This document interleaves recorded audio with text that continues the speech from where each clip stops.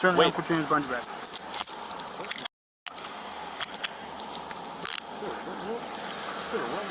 Right now you're being placed under arrest for operating while intoxicated, okay? I'm not intoxicated. Sir, I'm not intoxicated. I blew zero. The man in this video being arrested on the suspicion of driving under the influence is Tayvin Galanakis. He is a 19-year-old freshman football player at William Penn University. You can hear Tayvin say, "I'm not intoxicated," and "Dude, I blew zero." Let's take a further look into the footage to identify the chain of events. You know, when he accused me of being drunk, that's when I got really confident because I knew it was going to go one way and it was going to go my way. The footage here shows when he was initially pulled over and speaking with the police. Let's find out why he was pulled over. Yeah, so I was coming home from one of my friend's house. We were just watching some football, and I looked around like, I think it was 11:30 if I can remember right.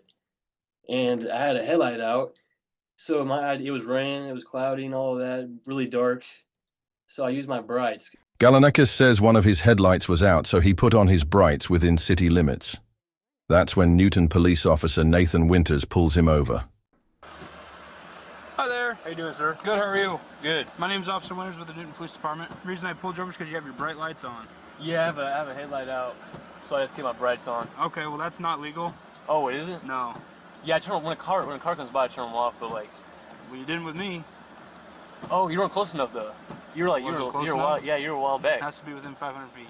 Oh, my bad. I'm sorry. And you're not supposed to have your brights on in the city limits. My fault. My fault. You got your license, registration, insurance with you? Yeah, I got you. Yeah, it pulled me over. So then once he pulled me over, he began to be really hostile. And I could tell by the way, like right when he got to my window, just asking me if I had anything to drink right away, you know? So it was just one of those things I was like, it's going to be like that. So, you know, I try to keep my calm, keep my cool. Where are you coming from? Friend's house. Okay. Anything to drink over there? I didn't hear what you said. Is one of these? Need one of these right here? Yeah, I mean, that's a good start. That's the registration. The bodycam footage shows Mr. Galanakis provide Officer Winters his license registration and proof of insurance. After that, he is asked to exit the vehicle. All right, that'll work. I'm going to have you hop out with me, okay? Cool. Car on or off? You could probably leave the car off. Do me a favor, put your gum on your dash there. Put my gum on my dash? Yeah. Officer Winters then asks Mr. Galanakis if he has any weapons or drugs on him. We're going to go back here, okay? Cool. You don't have anything on you? No bombs, guns, drugs? No bombs or no drugs. Okay, let's go back here. After that, the officer leads Mr. Galanakis into the front seat of his squad car. How much have you had to drink tonight? None. What do you mean none? I had nothing to drink. Okay. Why would your eyes be watery and bloodshot? Do you want to blow me real quick? I don't want to blow you. The officer starts by asking Mr. Galanakis, "How much have you had to drink tonight?" In which Mr. Galanakis responds none. Officer Winters is not happy with the response and continues to further ask questions. Mr. Galanakis asks the officer if he wants to blow him, meaning complete the blow test. The officer responds, "No, I don't want to blow you." Well, I told him that. I said, hey, blow me. And then he turned it into something sexual right after that. So at that point, I know who I'm talking to. You know, he's not really professional.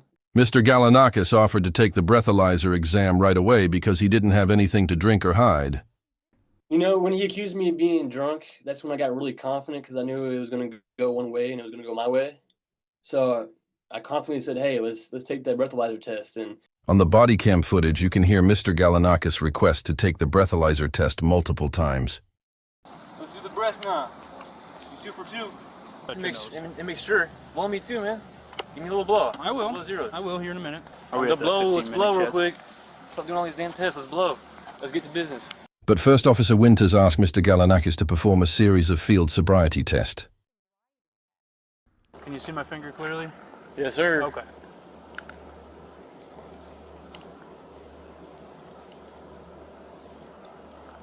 Yep. Okay. I know the drill. All right, so I want you to put your left foot on the line. Okay. Take your right foot, put it in front of your left foot, with the heel of your right foot touching the toe of your left foot, just like this, okay? But when Mr. Galanakis performs a walking test, Officer Winters can be heard saying he is not following orders.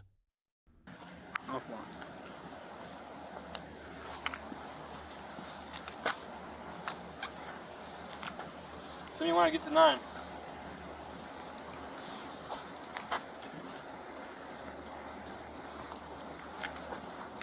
I guess, so how do I turn? Take a series of small steps. Stops walking 13 steps. Improper turn. How many steps did I say to take? Like 8 or 9? I said 9. Why'd you take 14 and then 15? I thought you were going to tell me when to turn. I said to count your steps out loud. And I try to recall directions like, hey, can you tell me again? And he wanted to state them clearly, so I tried my best, and he said I took one extra step. When on the 9-step test, he said I took one extra step. And I guess that's how he determined if I was drunk or high. Mr. Galanakis may have made a mistake during the test, but this process is extremely nerve-wracking. Maybe, I don't know, maybe I slurred my words, a little bit because I was nervous, but yeah, that's just basic nerves, you know what I'm saying? All right, during this, keep your arms down your side. Why are you shaking so much? It's freezing, man. Look at you got all these clothes on, and I got shorts on and it's raining. And you false accusing me, so of course I'm going to be a little nervous. Yeah. You got nothing to say. Officer Winters continues to have Mr. Galanakis complete multiple other sobriety tests. Is that 6 inches to you? Yep.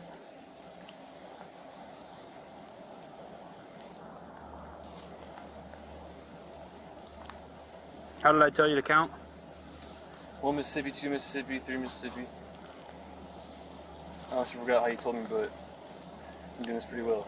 So, I do just follow my finger with your eyes and your eyes only and don't move your head, okay? Gotcha. Officer Winters then tells Mr. Galanakis that he is likely impaired. You're showing some very strong signs of impairment. Am I? Officer Winters finally provides Mr. Galanakis an opportunity to take the breathalyzer All right, what I want you test. to do is make a tight seal around this and blow outwards like you're blowing up a balloon, okay? Cool. All right. You ready? Yep. Okay, you can relax. So I'm going to read you Miranda, okay? Right now you have the right to remain silent. Anything you say can and will be used against you in a court of law. Officer Winters doesn't tell Mr. Galanakis the result of the test. However, you can see the zeros on the bodycam footage. He then starts to question drug use, as the result is not what he was looking for. When's the last time you smoked weed?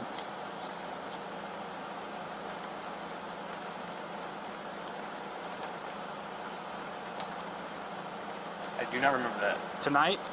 No. Okay, well I weed tonight, think it's tonight. I've had no weed tonight. What? Why do you think it's tonight? Why do you think I smoked? I blew zeros, so now you're trying to think I smoked weed. It was at this point that he realized the test showed zeros, which is why the questions about weed were now being asked. Unfortunately for Officer Winters, Mr. Galanakis is too smart and understands what is really going on. That's what's going on. You can't do that, man. You really can't do that. Absolutely I can. Is he allowed to do that? Yes, he is. So I blow zeros and you suspect drugs now. Officer Winters once again tells Mr. Galanakis that he shows signs of being impaired. I would, during my field sobriety, it is indicative of impairment. So let's be honest. I'm being honest. You smoked some weed at your friend's house. No. You hit a pin. Nope. Okay. Why is your field sobriety so poor?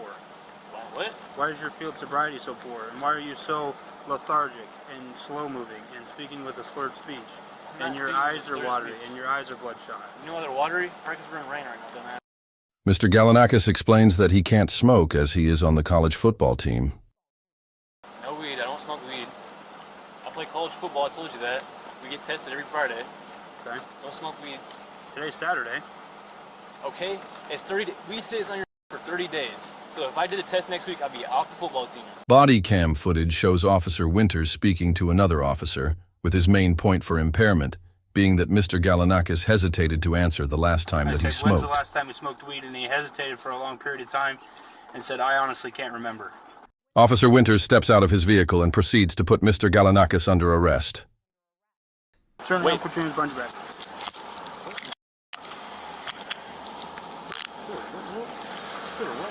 Right now you're being placed under arrest for operating while intoxicated, okay?